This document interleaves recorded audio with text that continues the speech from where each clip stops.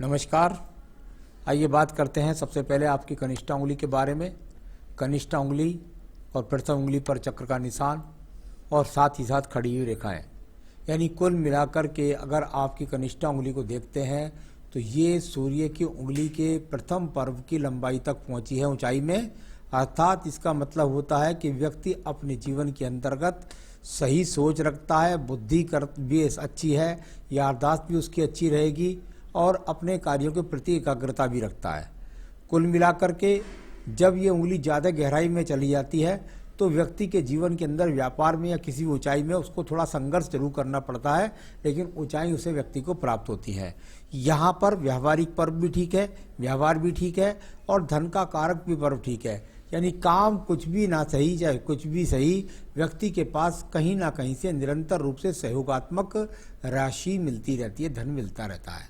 मैं बात करता हूँ इनके बाद आपकी सूर्य की उंगली की। सूर्य की उंगली यहाँ भी प्रथम पर्व चक्र, यानी व्यक्ति योजना बनाता है, दिमाग से भी शार्प है, माँ बाप का सम्मान भी करता है, भाई बहनों को साथ लेकर के भी चलता है, अपनी तरफ से किसी से वैचारिक मतभेद भी नहीं करता है, व्यवहार भी ठीक है और साथ ही साथ बृहस्पति की उंगली की से लंबाई भी ज़्यादा है।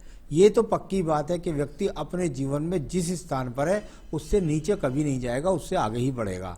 यहाँ पर अगर देखता हूँ तो किसी प्रकार से कोई बदनामी के योग यहाँ पर अभी नज़र नहीं आते हैं। माता पिता को पूर्ण सहयोग करने वाला है। आइए बात करता हूँ इसके बाद में आपकी शनि की उंगली के बारे में। शनि की उंगली और यहाँ पर यदि आप देखेंगे तो आपके थर्ड पर भी चक्र का निशान अच्छी उत्तम उंगलियों में कहलाता है। शंख जैसा प्रतीत होता है मुझे यहाँ पर, लेकिन जब मैं इसकी बात करता हूँ पर्वों के बारे में तो सेकंड पर्व पर जाकर के छोटी छोटी राहु रेखाएं हैं। ये अच्छे चिन्ह नहीं हैं। जब इस प्रकार के चिन्ह होते हैं तो ये वर्तमान की स्थिति में है, ये लंबे भी हो सकते हैं, ये खत्म भी हो सकते हैं।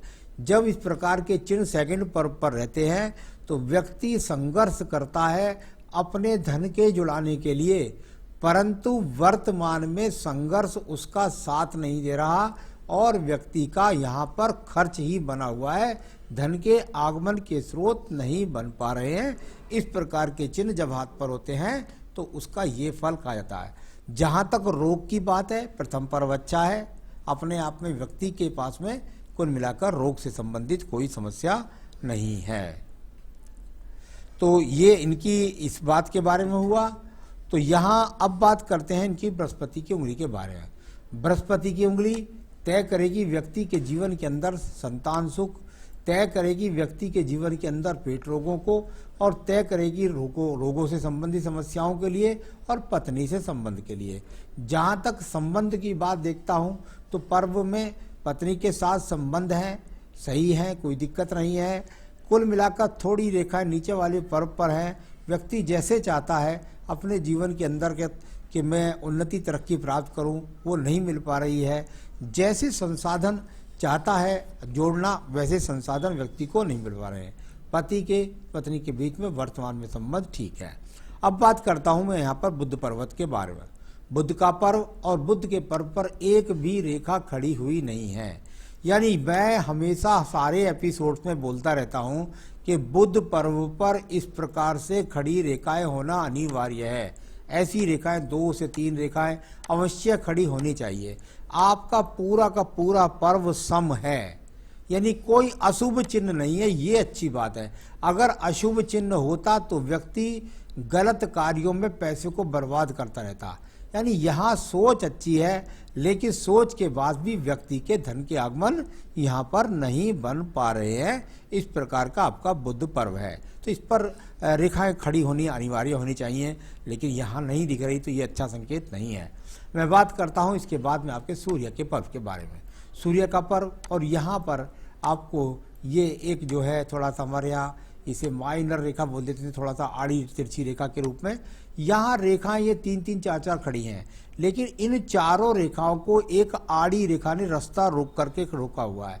यानी व्यक्ति मेहनत करे, प्रयास करे, बीच में एक राहु रेखा के रूप में रेखा आती है और व्यक्ति के जीवन के अंदर उसको ऊंचाइयां प्राप्त करने नहीं दे रही। ये वर्तमान की रेखा है तो मुझे वर्तमान के हिसाब से बोलना पड़ेगा। किसी भी प्रकार से सरकार से सहयोग का कोई सहयोगात्मक दिखाई नहीं देता, कोई सरकारी नौकरी का संयोग यहाँ पर दिखलाई नहीं पड़ रहा है। अब बात करता हूँ मैं आपके शनि पर्व के बारे में। अच्छी बात यह है कि शनि पर्व पर यह खड़ी हुई रेखा मिल गई। ये शनि पर्व की रेखा वो रेखा होती है जो व्यक्ति को परिवार से मजबूती प्रदान करती है। यानी व्यक्ति कैसा भी है, बिल्कुल ठाली भी बैठ जाए तो उसके परिवार में, उसके काम में, उसके परिवार के लोग उसको सहयोगात्मक रवैया देते रहेंगे, उसको किसी ना किसी धंधे के द्वारा धन के आगमन बनते रहेंगे। यानी कहते हैं भाग्य पर्व पर यदि खड़ी रेखाएं हो जाएं तो व्यक्ति का भाग्य कहीं ना कहीं किसी के भाग्य से चलता रहता है। तो ये अभी मैं इन रेखाओं का फल सिर्फ इतना ही बोलूँगा कि व्यक्ति को किसी के आगे हाथ नहीं पसारना पड़ेगा, उसके पास ऐसा समर्थन घर से ही होता है। अब बात करते हैं हम यहाँ पर आपके बृहस्पति के पर्व के बारे में।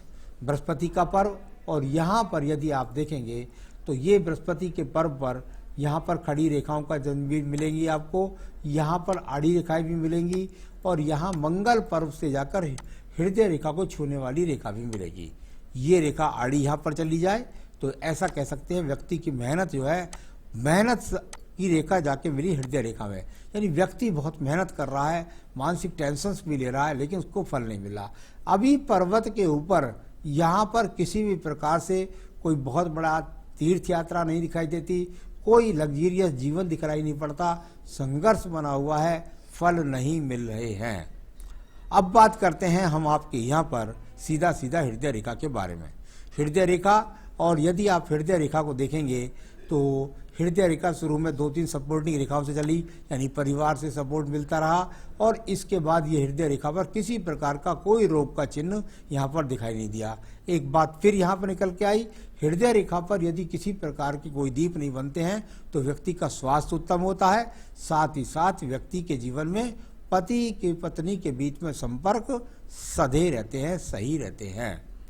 अब बात करता हूँ मैं उसके बाद में आपके निम्न मंगल पर्व के बारे में। निम्न मंगल पर्व, यहाँ से निकलने वाली रेखाएं, ये प्रयास कर रहे हैं, ये मेहनत कर रहे हैं, ये मेहनत करने वाला व्यक्ति है, ये व्यक्ति सपने नहीं देखने वाला व्यक्ति है, और यहाँ से मेहनत करके लगातार प्रयास करने वाला व्यक्ति है।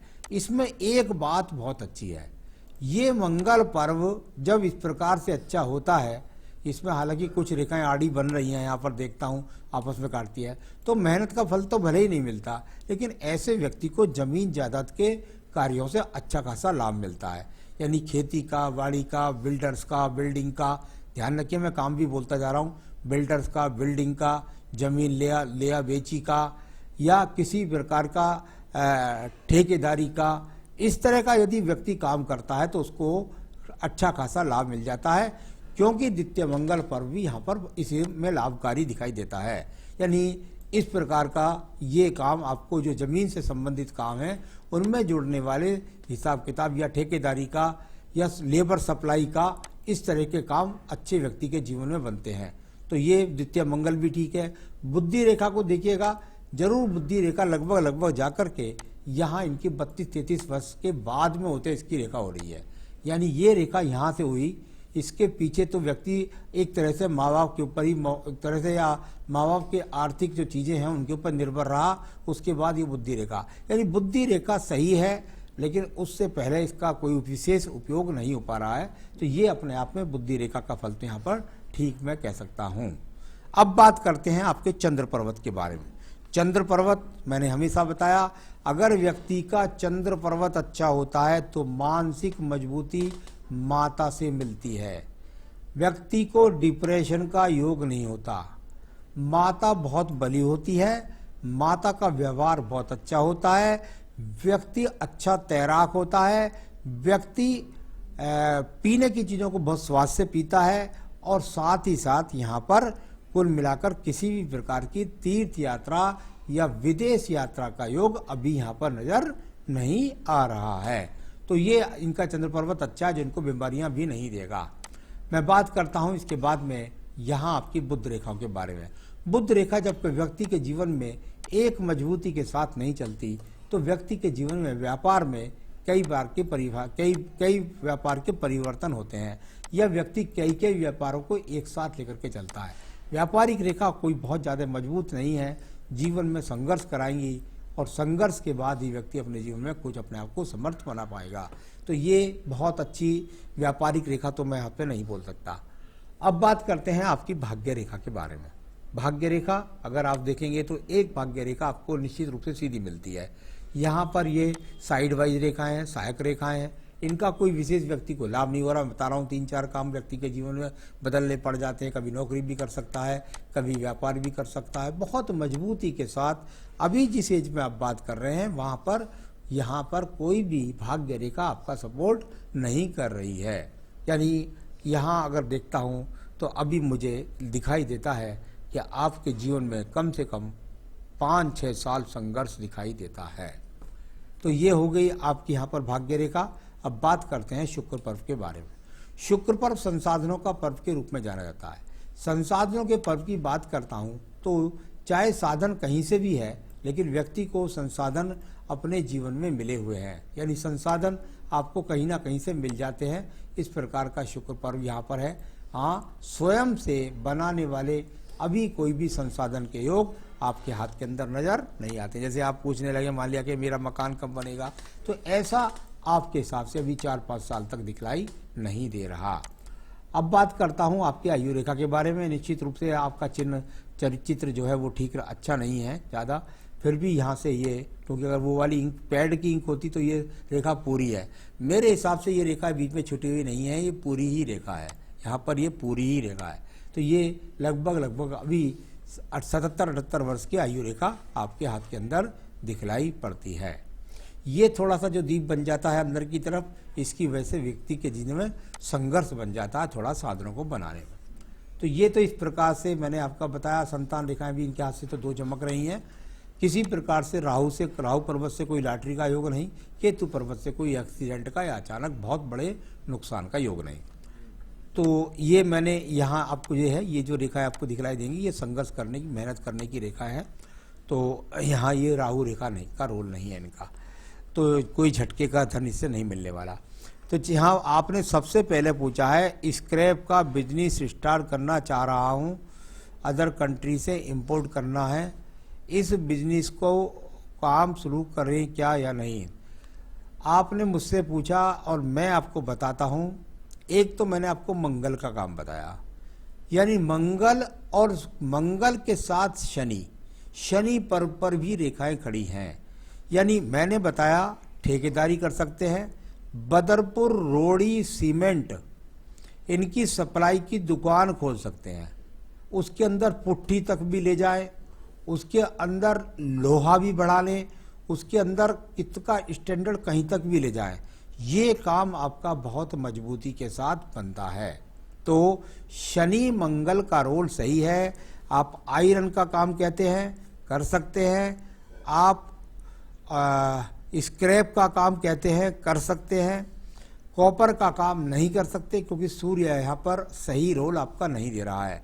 तो उस तरीके का काम जो मैंने बताए वो आप कर सकते हैं, उनसे आपको फलित रूप से मिलेगा आपको।